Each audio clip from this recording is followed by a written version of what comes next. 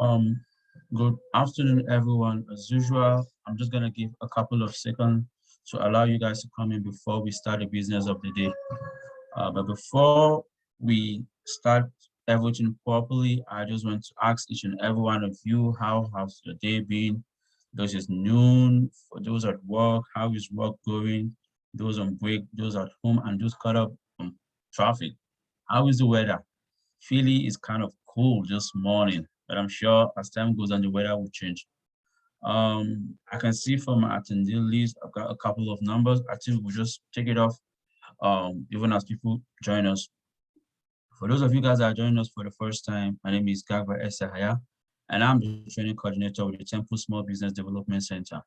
At the Temple Small Business Development Center helps small businesses start and grow. We offer free one-on-one consulting and a variety of low to low cost webinars. We are proud to be part of the nationally accredited network of the Small Business Development Centers, which has over 1,000 networks across the United States. We are here this afternoon for a webinar on building an explosive Amazon program. Today is indeed a great day because this is the first time I'm actually moderating an event for Brian. A copy of the PowerPoint and a link to the recording will be sent to all the attendees. Being a webinar, as usual, we always encourage you guys to drop your questions on the Q&A or the chat box. Without further ado, please allow me to welcome our wonderful presenter, even as he takes over the floor for the presentation. Brian, you're welcome. Thank you very much, and happy to be here again. I've presented a few times to the SBDC audience, and I'm excited to be sharing some insights around Amazon today. I'm to your point earlier about weather. I'm here in Southern California, so it's nice and warm today. Not to rub it in, we certainly pay for it out here with taxes and housing prices, but. I'm originally from New Jersey, so I'm a East Coast guy at heart. I've been on here for about 10 years. Well, let me go ahead and share my screen and let me know if you can see this. Hang on. Does that look okay? You see it okay? Great. All right, I'm going to maximize my screen here. So today we're here to talk about building an explosive Amazon program, particularly for product manufacturers. This also, the things I'm going to cover today also can apply if you're a distributor or a retailer or someone who has access to products that can be sold on Amazon. But a lot of my discussion today is going to be focused on manufacturers, people who make products. And for those of you who don't know me, my name is Brian Beck. I'm the author of a book called $1 Billion B2B E-commerce. It's a 400-page sort of guide to launching and building an e-commerce business for companies in B2B industries. And by B2B, what I mean is companies that sell to other businesses through e-commerce or can sell through e-commerce. I've spent a lot of my career on the B2C side. I ran e-commerce for several companies, including Harbor Freight Tools, which is a over 1,000 store retailer of tools around the United States. I also worked in e-commerce and apparel at PacSun and several other categories. And so I've spent about 17 years of my career, my 23 years now, in operating roles. So I've been in the seat that you're in. I've also been an entrepreneur and started companies in e-commerce. So I've done quite a few things and learned a lot along the way.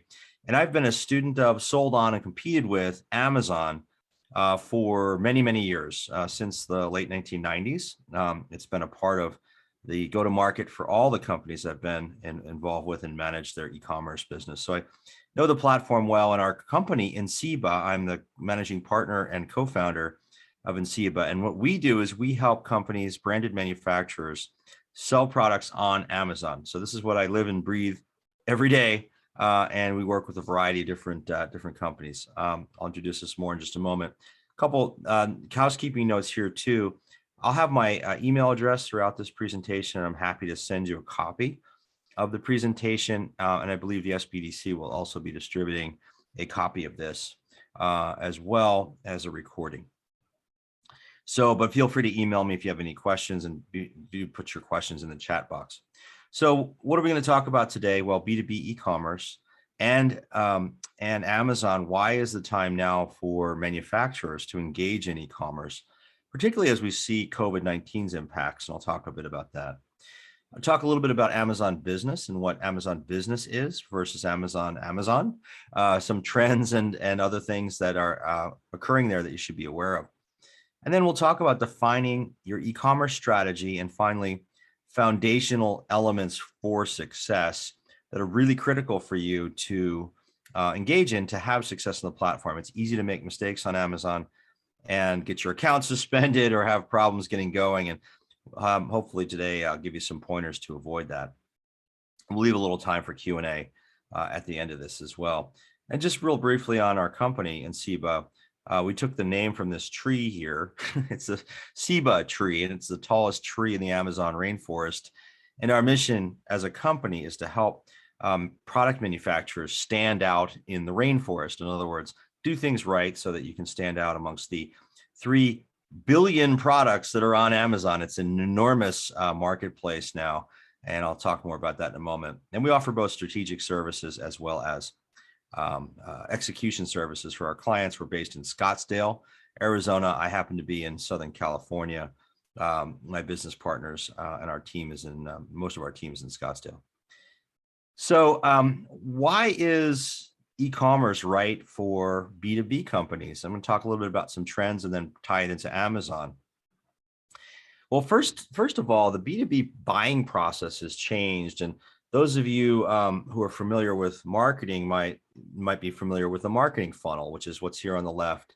And we're taking a customer here, a prospect, down through the funnel from awareness of your product and brand all the way down through buying, becoming a loyal customer, and then advocating for your business, and then word of mouth, back up to the top. So customers spreading the good news about your brand and product. And this has been very, very influenced now by digital channels. 90% of B2B buyers, those buying for their work, are using search online as a primary way to find products. Up to 70% of the buying process is completed before a buyer even contacts a supplier. 66% narrowing their selection down using online tools to just a few suppliers. And as of the end of last year, 55% of B2B buyers now make half or more of their work purchases online. That's more online than offline. So, these are some significant trends that have accelerated particularly through COVID.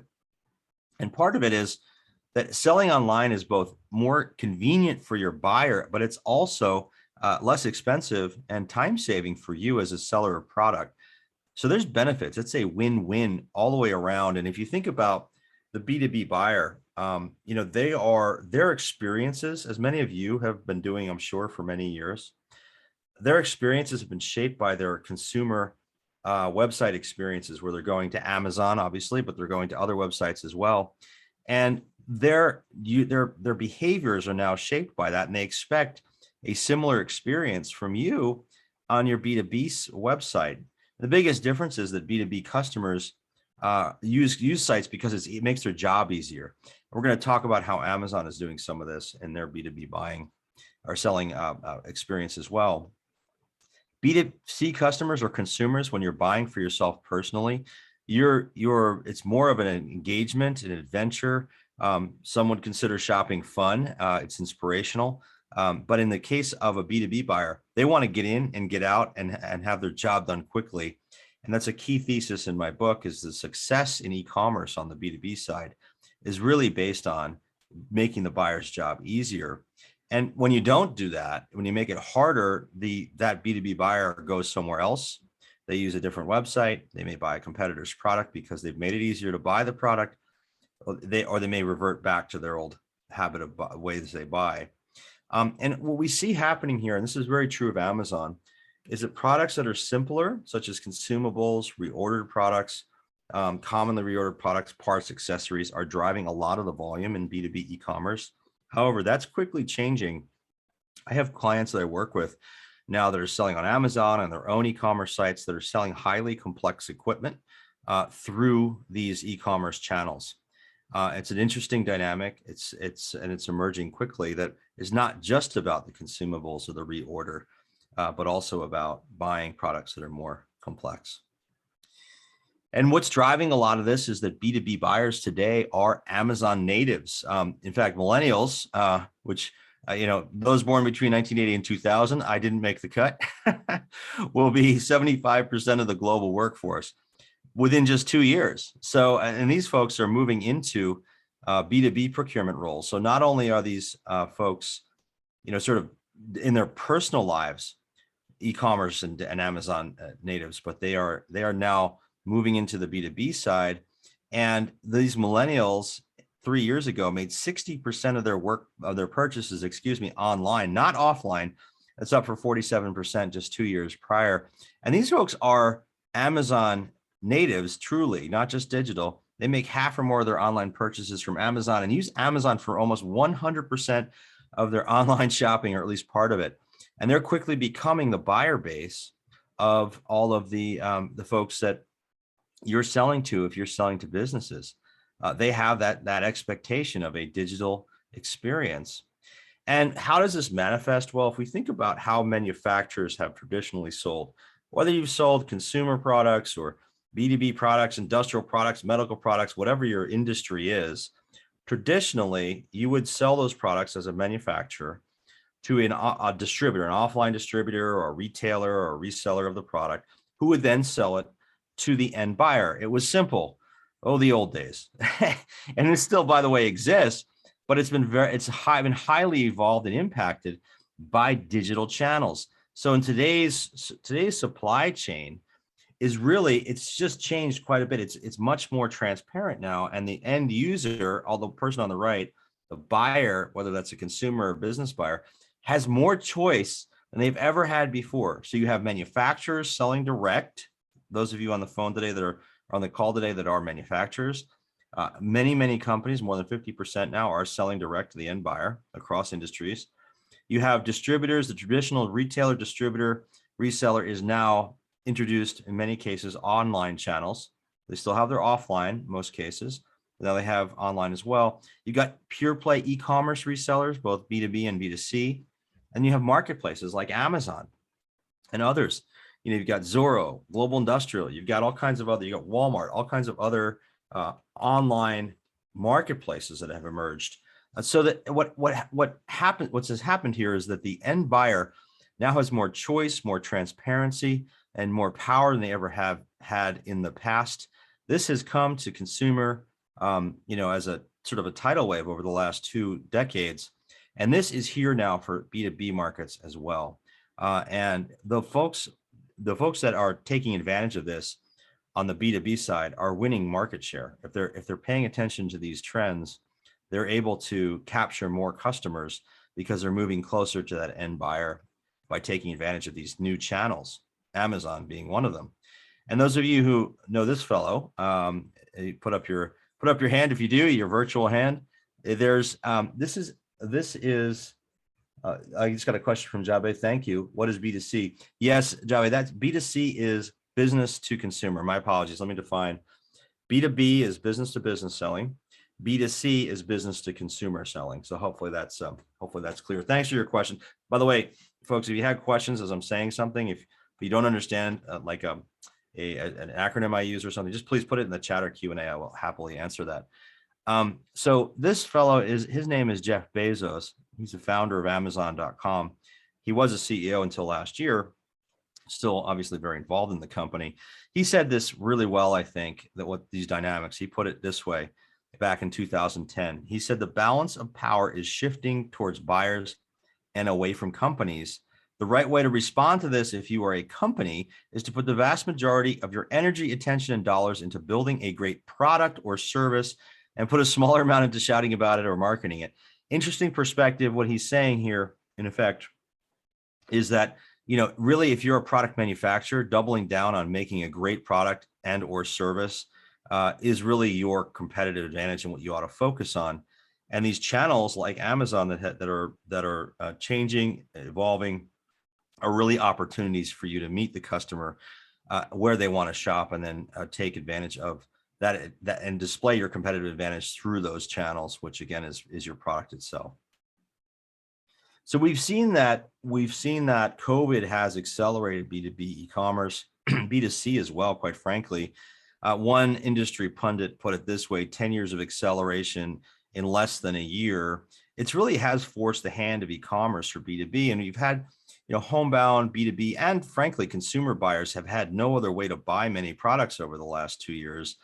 And folks that have been reticent to use e-commerce. And we think about, and I've been a student of this now for this B2B market for more than 5 years. And some categories of buyers in B2B, perhaps some of your more traditional contractors, electrical contractors, HVAC contractors, other types of buyer groups like that, have been more reticent to use e-commerce. And what's happened is they've used it now through the pandemic, and they found that it's made their jobs easier. And as a result, they're sticking to it. So 50% of customers are now buying products online they've never bought before. Almost half of businesses that have e-commerce are experiencing significant growth. Amazon sales over the pandemic were up 40%, and they hired 200,000 workers back when the pandemic started to support demand. They're at close to 1.4 million employees, possibly crossed it by now. It's really quite incredible what's happened. And my point of view is that these behaviors are going to continue. They're ingrained. People have discovered that it's easier to do business this way. It's not the death of a salesperson. The salespeople will still exist. This is just a change in how they're enabled and empowered and how customers want to research a particular product. So let's talk about Amazon and B2B. What's going on here? If you're a traditional manufacturer product, give you a little more context around what's happening with Amazon. Number one trend that's occurring is that people are changing. B2B buyers and consumers are changing where they're looking for product. Fact of the matter is there's a war going on for product searches, and Google has won that war for a long time. But in the last 6 years, they're losing. So Amazon is winning the war for product search. Where do people start their product searches? They start them in 70% of the cases on Amazon. And if I asked all of you on the webinar today, how many of you have, when you go to look for a product, how many of you go first to Amazon? If you have an Amazon Prime account, 70% of you are going to Amazon, probably more. And that's up from 45% in 2015. So COVID is accelerating this trend as well. So Amazon has become a search engine as much as it has been become a transactional e-commerce site. And this has major implications to you as a manufacturer. It provides opportunity for you to capture new customers because Amazon is trusted. Amazon is a source of new brand exposure and new customers. Here's a fact. On a marketplace, Amazon, would you buy from brands or sellers you've never heard of? This company called Digital Commerce 360 did a survey, and 65% of people, buyers, said they would. What does that mean? If you're trying to introduce a new product, even if you're an existing manufacturer with existing brand recognition, you can reach new groups of customers using Amazon because the buyer trusts the experience. They're willing to try a brand they've never heard of because they know that Amazon will take care of the order if something goes wrong with it. Amazon is trusted. Now, this also presents a competitive change in competitive scenarios for all of you. If you think about, if you've been in business like some of our clients for 50 or 100 years, you might think about your traditional manufacturer competitors, other brands. Well, the fact of the matter is there are brands now appearing on Amazon that are designed for e-commerce, that are designed for Amazon. Some of these products do millions and millions of dollars in sales, and you've probably never heard of the brand. So it's a dynamic that is shifting. So when I go to and talk to new clients, we work with some sizable companies that say, who are your competitors? They'll list out a whole list of competitors. Then we'll go on Amazon and we'll do a search for their product category or a keyword that represents their product.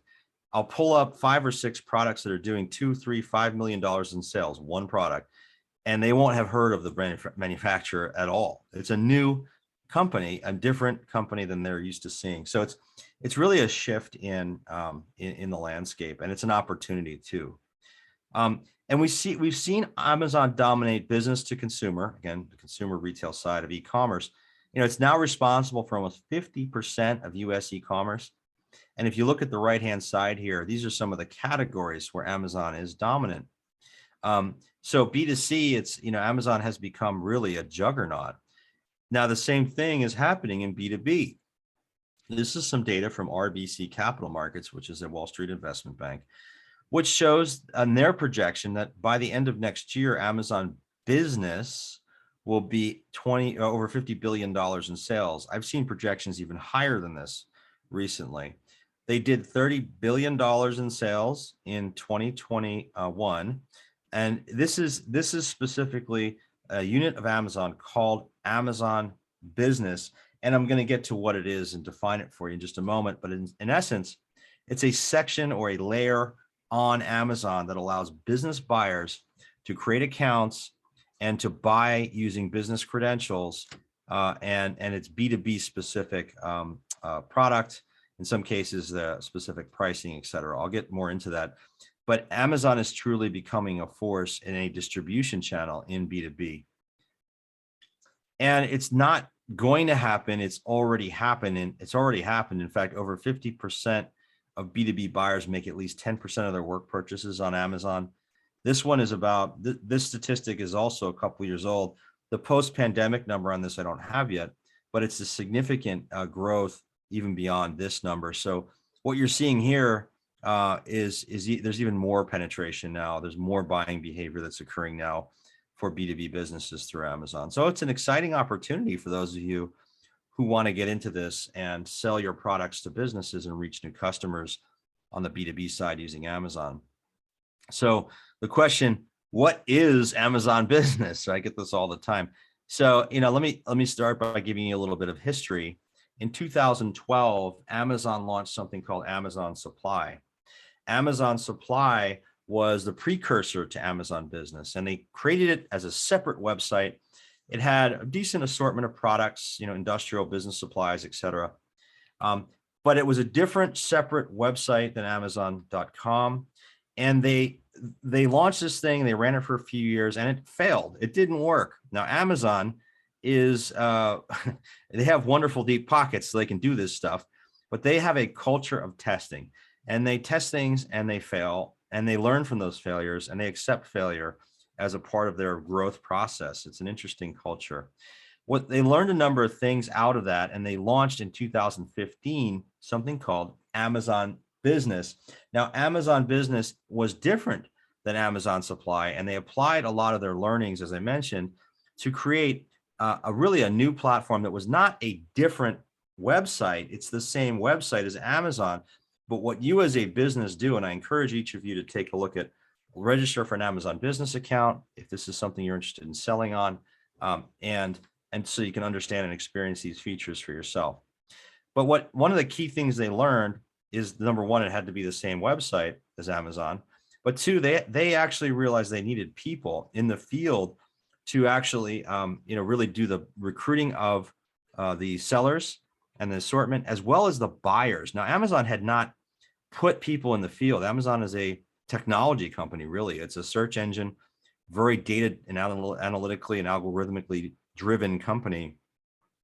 They hired people from B2B industries, and they built out teams of people now that are recruiting buyers, government agencies, municipal governments, restaurants, nonprofits, large commercial entities, education, hospital chains, hotel chains. They're going out and they're recruiting a lot of different types of buyers for their B2B channel. And they've also built tools specifically for B2B buying. So these are things like purchase permission settings. So you can get in to Amazon Business and create, if I have a business account and I own a business, I can give my staff rights to buy on my account on Amazon. Amazon is extending credit terms to people through Amazon Business. So I can pay in 60 days, for example, if I qualify. If I'm doing my buying through Amazon Business as a business, I can manage my spend. I can see where my spend is going and manage my budget on Amazon.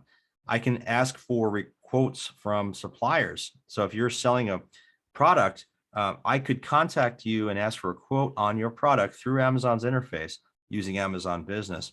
So there's a number of tools they've introduced. I just, scratching the surface there. Also, businesses can buy in bulk through Amazon Business. So there's business tiered pricing discounts. So you as a seller, for example, could say, if someone buys 100 cases of my product, I want to offer them a discount. You can do that through Amazon Business. Business Prime, there's now a business version, a B2B version of Prime. It was introduced 2 years ago, actually 3 years ago now. And that allows businesses to buy through a business Prime account, not their personal account. They've also gone out and integrated to 80, actually now it's over 100 procurement systems. These are systems where government entities, large commercial entities buy through their enterprise resource planning or ERP systems. And if your product is set up on Amazon Business, it can show up inside of those procurements, inside those systems, reaching all new customers that you don't reach today because you're not integrated probably to a lot of these systems. They also allow you as a seller to set up seller profiles that have specific information, such as quality credentials. For example, if you were ISO 9001 certified or have other certifications, you can present those through Amazon Business. And they also allow for enhanced content to be presented, because sometimes in the B2B market, the product is not just a shirt or a CD of music or whatever, or a book. It may be more complex. And in the B2B world, describing the complexity of that product is important, and Amazon recognizes that. So how do you, I view Amazon, for those of you who are not yet in e-commerce, it can be an excellent first step for companies to get started in e-commerce, to accelerate your digital efforts. And the reason is, number one, the traffic is already there and the infrastructure is already there on Amazon. You don't have to build a website. You can create a storefront, create your listings. It's faster, it's cheaper and faster than doing it on your own. Not that, by the way, I'm not advocating you shouldn't have your own e-commerce site, but what I am suggesting is that Amazon is a way to accelerate your e-commerce, and it gets your data prepared. It also builds your organizational muscle to execute an e-commerce program. And at the end of the day, it should be a part, in my opinion, for manufacturers of a broader digital strategy for your business. So how do you what are your options when you think about Amazon as a manufacturer? And I like this book here. It's Good to Great. If I ask the virtual question, how many of you have read it? Raise your hand. But this is one of my favorites, and I quote this a lot in my book. And one of the key tenets of Jim Collins' book here is confronting the reality of your situation is critical. Companies that succeed and out execute their peers are very honest about the situation that they're facing. And quite frankly, in the world today, I deal with a lot of companies that say, hey, manufacturers say, hey, I'm worried about my traditional distribution channel if I sell on Amazon. Well, you've got to recognize, in my opinion, that this is a change in buyer preference, and those buyers are moving to and migrating a lot of their research and buying to Amazon. And if you differentiate based on your product, as most manufacturers do, this is simply a shift of channels. Amazon is a way for people to buy that they prefer to buy in for certain use cases. It doesn't mean that your sales channel, your traditional selling channels are going away. If you're a distributor, and I think we have a couple of distributors on the call today, you want to make sure you know what Amazon's doing, because they are setting the bar for a digital experience for buyers now across B2B and consumer segments. You, I believe, should be selling at least a portion of what you carry on Amazon so you can learn. And also, it's a great place to sell private label products, or if you have supplier exclusives. We've worked with some, my firm in Seba, we've worked with some mid-market distributors to help them partner with their suppliers to sell products on Amazon on an exclusive or semi-exclusive basis, essentially making that distributor the Amazon partner for that supplier. And some suppliers don't want to sell directly on Amazon, manufacturers, and the distributor provides that outlet for them to sell. So that's another strategy that some folks use. But I argue that at minimum, you really need, if you have a brand of any type, you want to control what's happening on Amazon for that brand. And there's multiple ways to tackle this, which I'm going to go into in just a moment. And just a reminder, you can put, if you have questions or comments, please go ahead and put them in the chat or the Q&A box, and I'll be happy to answer them. So, some folks say, hey, Amazon, all or nothing, right? I have to go all in. And the only way I can sell there is, or control this, is by selling everything I own. No, that's not true. You have multiple options for your Amazon strategy. The first option is, manufacturers in particular, I'm talking to you. If you have a brand of any type, you really need to control your brand. Remember, Amazon is a search engine, and you can use something called Amazon Brand Registry to control your content. You tell Amazon you're the owner of your brand. You need a trademark or some kind of intellectual property protection to do it. In the US, it's typically a Patent and Trademark Office issued trademark. And you will submit that to Amazon, and then that allows you to control your brand presentation and your product content on Amazon. That doesn't mean you have to sell. This just means you're controlling your content and brand. So this does not require you to sell. Let me be clear on that. The second is selling directly on Amazon, and you have two ways to do this, which I will talk about in a moment. This is where you're utilizing Amazon's e-commerce solutions to sell to customers, and that can be both B2B and consumer customers. And that can be used really by any type of company if you're a brand, manufacturer, or distributor.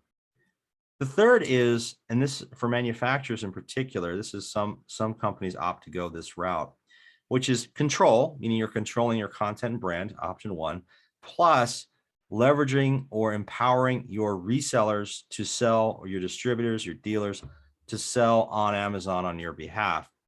And there's a playbook that Amazon Business has about this. It's called the Amazon Business Playbook.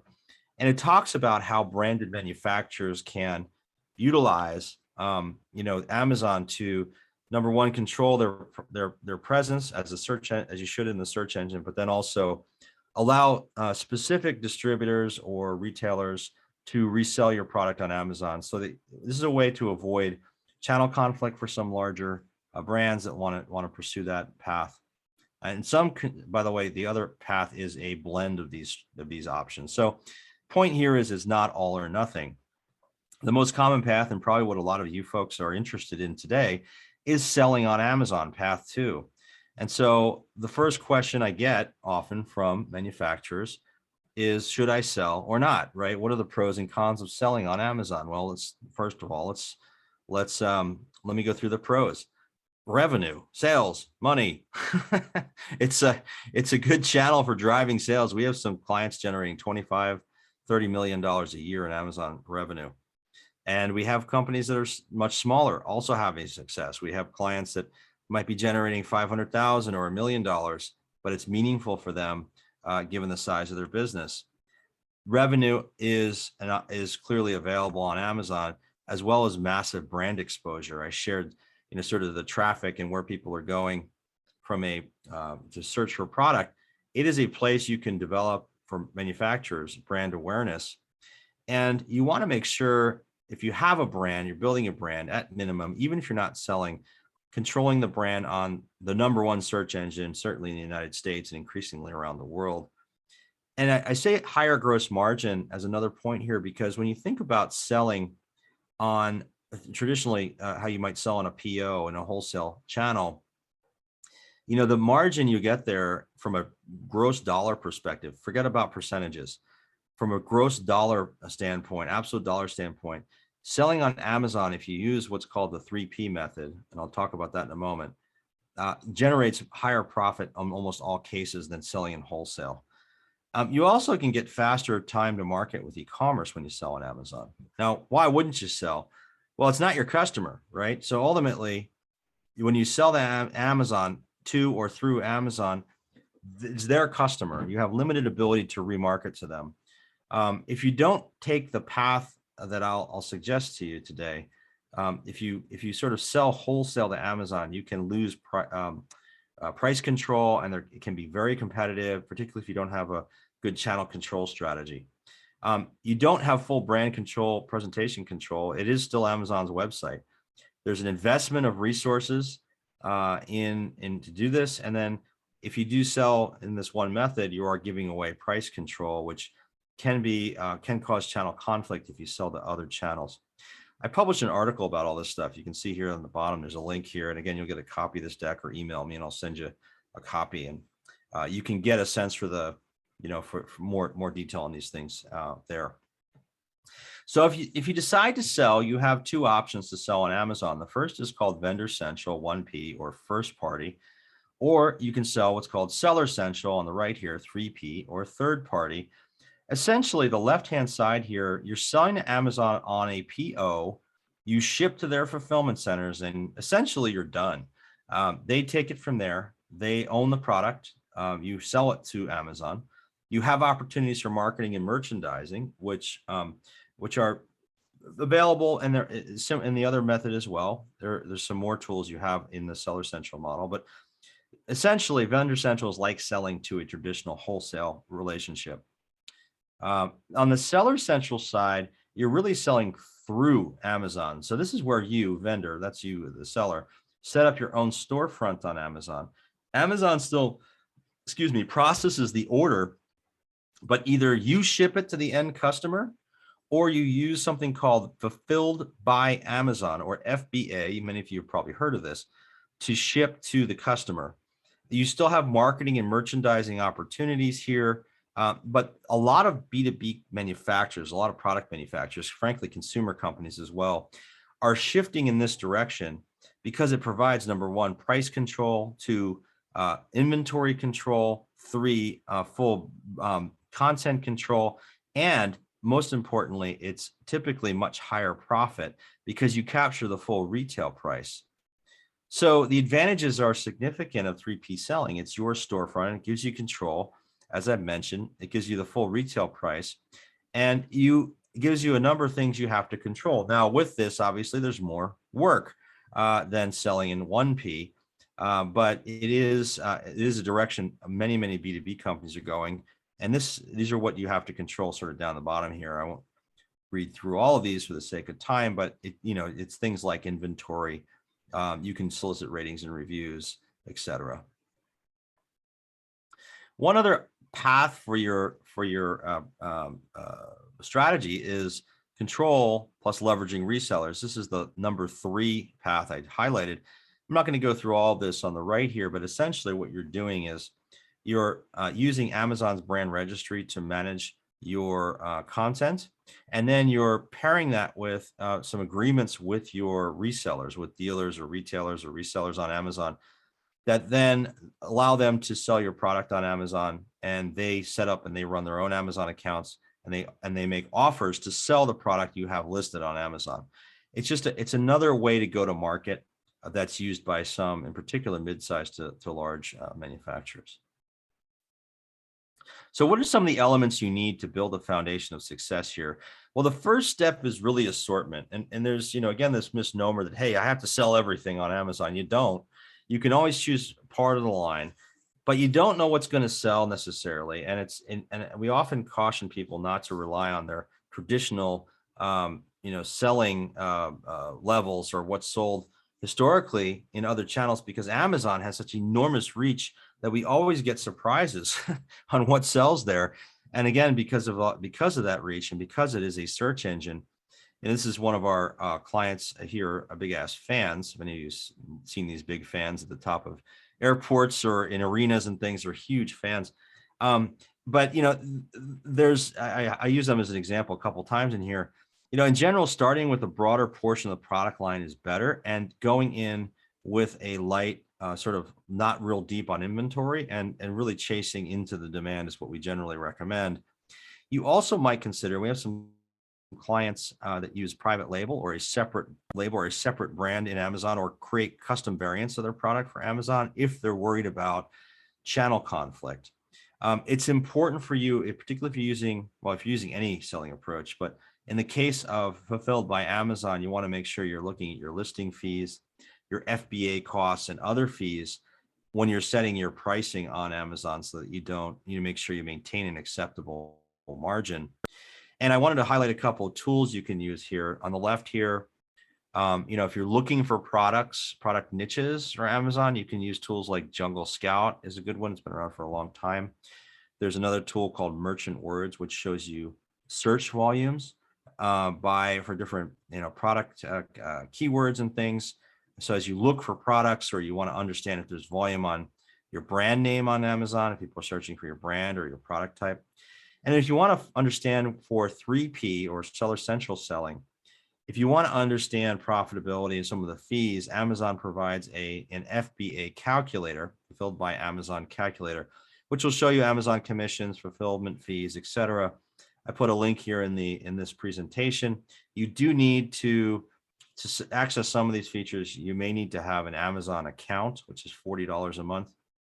It's certainly worth investing in that too, if you're serious about the channel, to take a look at these tools and plan your strategy.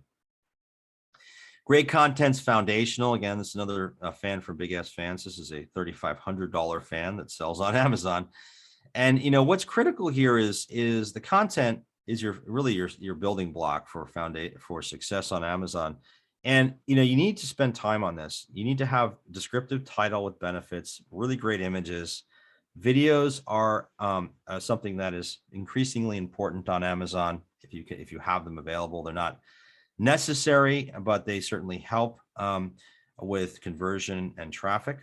Detailed product descriptions, bullet points. What is the product? Reviews are really important. Now, Amazon is going to provide you with a couple of tools. I'll share those in a moment to help build reviews. And then Prime. I say Prime because the Prime converts at a much higher rate when your product has that badge. So I'm going to talk about that in just a moment and give you some data there.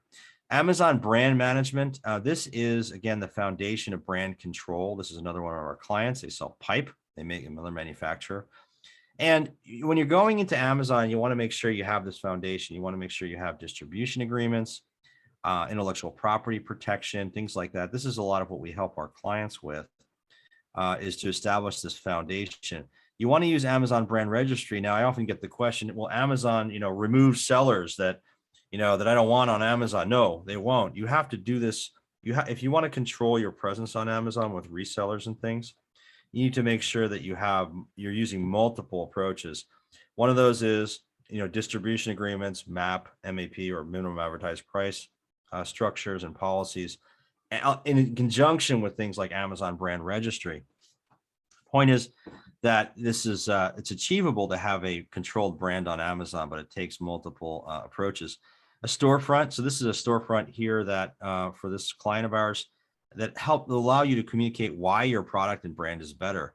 There's also something called enhanced brand content. And if you look at the Connect Tight, for example, a screenshot here, that's actually on the product page on Amazon for this product. And it helps you to differentiate the product and explain why it's a better product.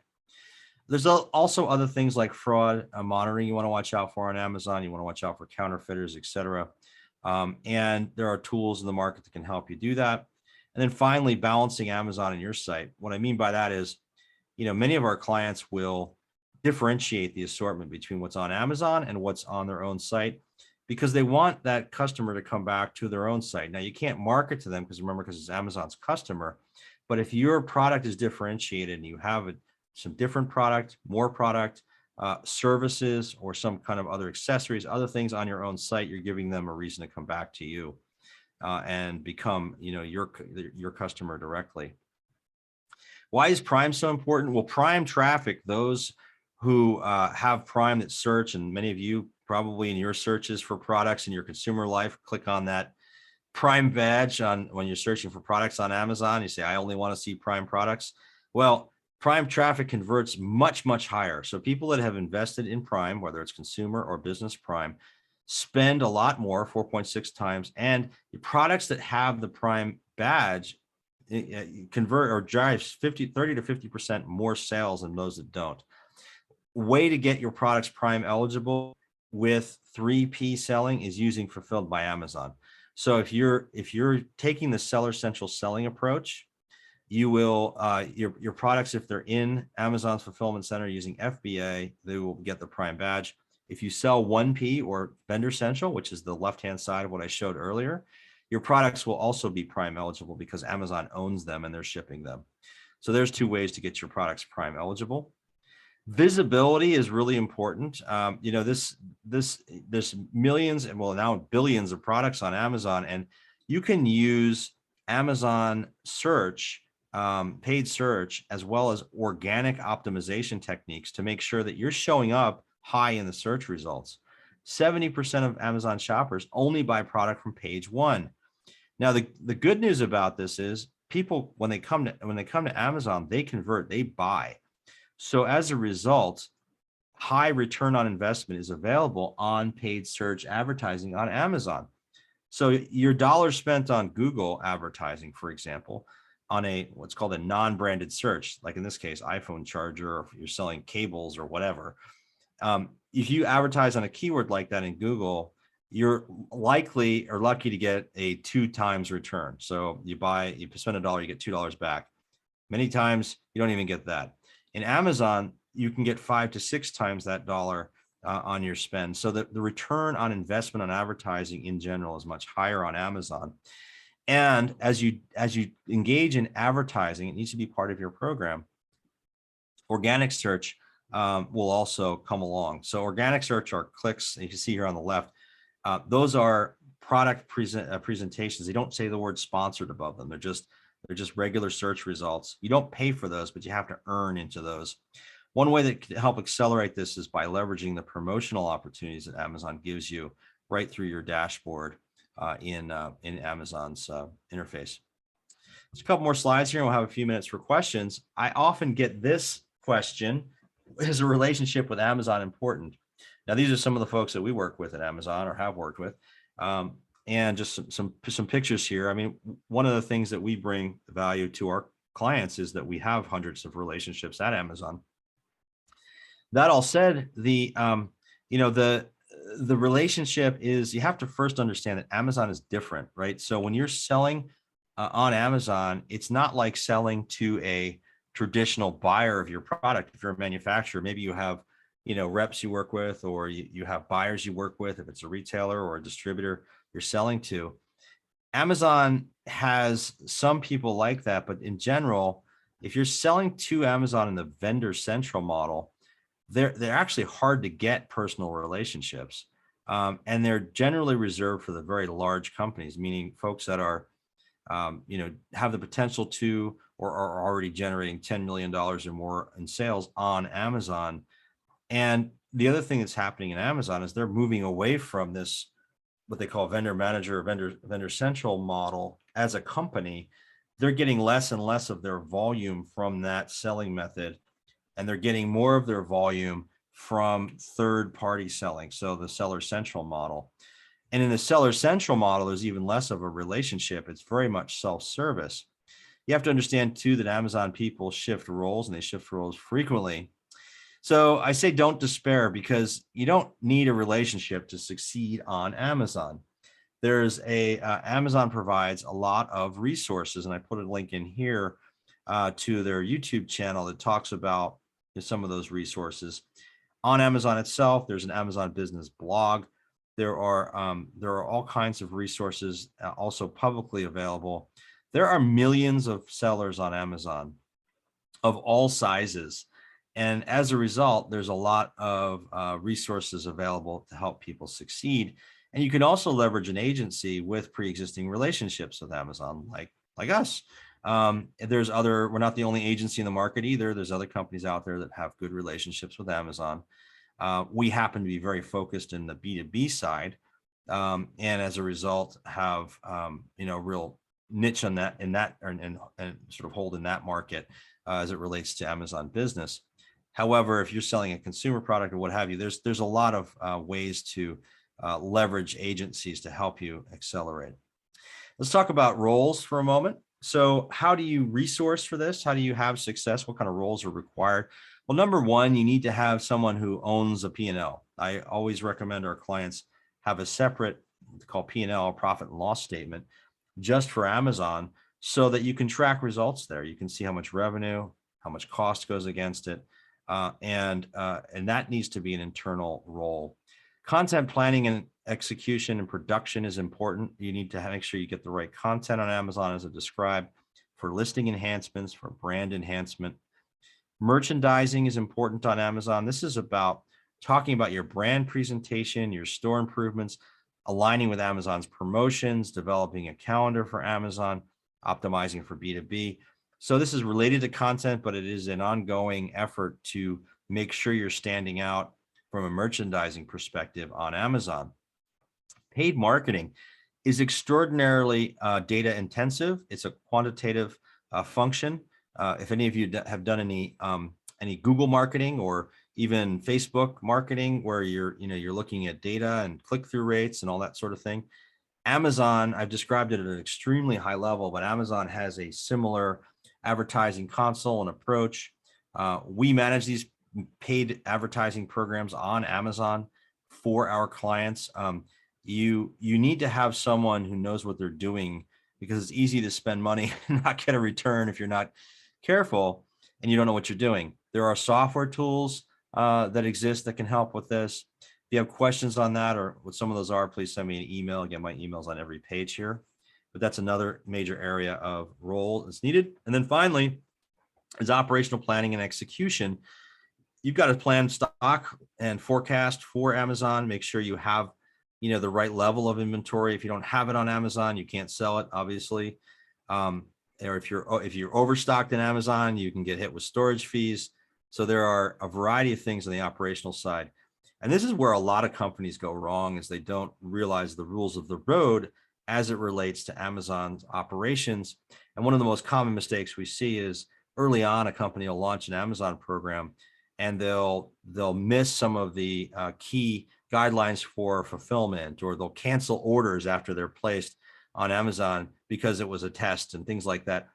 Those things will get you in trouble really quickly, and they'll get your account suspended. So your operational side of things is really critical.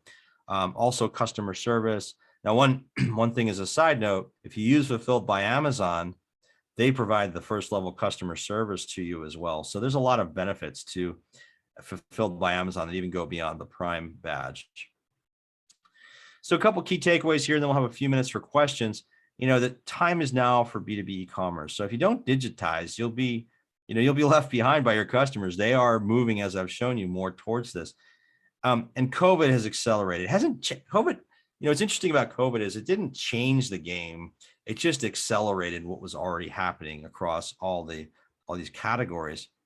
Amazon has become really one of the world's largest distributors across many different categories. I didn't show the data today, but I have all kinds of data that I can share as a follow-up if you'd like, about where Amazon Business is getting penetration. And it's not just about sort of office supplies. Everyone thinks, well, it's all just about pens and paper. No, I mean, it's industrial products, it's medical products, safety products, Jansan products, across many commercial furniture products, many different categories of products where they're generating volume. And Amazon is a less capital intensive, faster time to market way to get into e-commerce versus an owned e-commerce site. But again, I just want to stress that I don't recommend it be the only your only e-commerce. It's a step towards full e-commerce. And you have multiple options. This is not all or nothing. You can build a dedicated selling program. At the same time, you authorize resellers to sell on Amazon. We have quite a few companies that sell themselves, and then they also have partners that sell their products. And the beautiful part about having that kind of approach is that you get great coverage on Amazon. So you're really doing well to position yourself in this search engine against other competing branded manufacturers. And I highlighted some of the best practices. No, I didn't have time today to go into great detail on this. We do have, by the way, an Amazon boot camp that we run for B2B companies, where we go into more detail on some of the things I talked about today. We run that once a month. We have our next one coming up at the end of April. Be happy to share that with you. If you send me an email, I'll send you the date and the location. It's complimentary. A webinar, but if you're interested in that, I'd be happy to give you more information. So that's just a couple. Well, just one more thing I wanted to highlight here, and then we'll take some questions. Here's a link to my book. It's on Amazon, of course. It's printed on demand on Amazon, which is incredible. They get it to you in 2 or 3 days. You can go to my website here, $1 Billion B2B E-commerce, to find out more about the book, or go directly to Amazon and just search the title and you'll find it. It is a playbook, and I have an entire chapter in here about Amazon. I also talk about things like how to identify an e-commerce platform. What's the process you should go through there? How to do marketing for your e-commerce business? What are the kinds of things you need to align with your sales force on? So they're digitally enabled and able to better sell your product with your e-commerce site. So in place. So hopefully some of you will pick that up. I have digital, audio, and hard copy versions. Here's my my email address, my cell phone number is phone right here. So reach out to me, text me, whatever. I'd love to hear from you if you have questions. So let's open it up. We've got about 5 minutes left. Yeah. Just a quick one before we dive into the question and answer. This goes straight to our humble attendees. I just posted a 30-second survey about today's webinar. Remember, we at Temple SPDC, we always cherish your feedbacks, even as it helps us to improve on the services we provide to you guys at a low cost. So kindly take 30 seconds of your time to help us, to fill out the survey. Thank you. Looks like we had one question come in here from John. He says, does Vendor Central sell to Amazon? Does Amazon pay you up front, or is it revenue sharing? Great question. So the Vendor Central, that's the 1P selling model. They buy from you on a PO. So yes, they pay you upfront in the sense that, it's bought on a PO. Now the typical terms are 90 days. So they're going to pay you for in bulk for that PO. So let's say they buy 1,000 units of whatever you're selling. It's great. You have to be able to handle 90-day payment terms. These things are very difficult to negotiate with Amazon. Amazon really across the board. Where you pay a revenue share is when you're selling in Seller Central 3P. And that revenue share percentage is typically 15%. Okay, so when we look at the numbers and the comparative profitability of the two approaches, keep in mind that on the Vendor Central side, you're selling wholesale. On the Seller Central side, you're actually getting the whole retail price less the commissions. So in general, that's more profitable on the Seller Central side, because if your product commands a reasonably high retail price, you're going to make more money on the sale, because the 15% is usually less than the wholesale fees. So hopefully that helps. If there's any other questions, please go ahead and drop them in. We have about 2 more minutes. Okay, I have another question from Jabe. Thank you. Seems a little overwhelming for a small business startup. You don't have your product packaged yet. Get there, but the sound of this, there's a little more work to do first. Yeah, no, Jabe, thanks for that. I think, Amazon, don't let it scare you too much, because you obviously need to have product packaged. And by the way, you need the UPCs on your products. So make sure your product has UPCs on it. Amazon's going to require that from you. So each product, so yes, your product has to be packaged.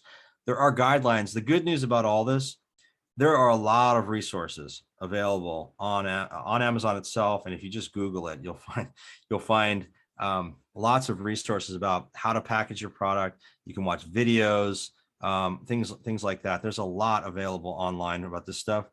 It does take a little time to learn if you can do it on your own. But the beautiful thing about Amazon is it's not that expensive to start. It feels overwhelming. But if you're getting your product ready for market already, you can use that same, packaging and getting things ready for market for your own e-commerce. If you take the time to learn, their cost is $39 or $40 a month to set up an account and just get started, and you'll learn. We have lots of companies that we've talked with over the years. We tend to work with mid-market and larger companies, but a lot of companies have started really with just the basics and their own account and just gotten up there. And some folks have built many millions of dollars businesses generating a lot of revenue on Amazon, just doing it themselves. So it's possible, but there is obviously a learning curve. Okay, so we just got about 1 minute left. Is there any other questions? I worked on a product. So Alex, thank you. I worked on a product required ISTA testing for Amazon reselling. It's expensive as So I'm not sure what ISTA testing is. I'm sure that's an industry specific test, but there you go, transport. Thank you. Yeah, so any kind of, we deal with hazmat products. We deal with all kinds of products that have specific ratings. There are certain requirements Amazon has depending on the product that you do need to meet. If there are certain testing requirements, they will explain that on the Amazon interface. So if you Google Amazon selling, whatever the product is, name is, or certification Amazon, just Google those names and it'll pull up some resources for you to read that can help you determine whether or not Amazon requires those tests. In general, if there's a requirement for something to be sold in the marketplace via the internet, Amazon is going to enforce that and going to require that of you. If it's expensive, it is expensive, and there's unfortunately usually not a way around it. You don't want to. What you don't want to do is game Amazon, because if you try to sell something, there are people, you'll see it online, you'll go to Amazon, you'll see people selling stuff and say, how are they selling that? Amazon says you can't sell pot on Amazon, but I see people selling stuff. Well, they're going to get taken down. Amazon they don't let them live forever, right? If you're violating Amazon's terms and conditions, there will be some people that can get away with it for a little while. But if you're in this for the long haul and building a real business, do it the right way. You have to. Yeah, barriers to entry can be good, I suppose, right, Alex? Yeah, they can be, absolutely. Because if you don't cross them, it's harder for other people to do the same thing. So anyway, well, we're just up on time, guys. I hope this was helpful for you. Thank you for your really good questions, and I'd be happy to be a resource. Go ahead and email me, brian@enceba.com. Brian, thank you very much for a wonderful presentation. And to all my participants, thank you for your time and all the questions that actually came up on board during the presentation. Thanks once again and have a good day. All right. Bye-bye.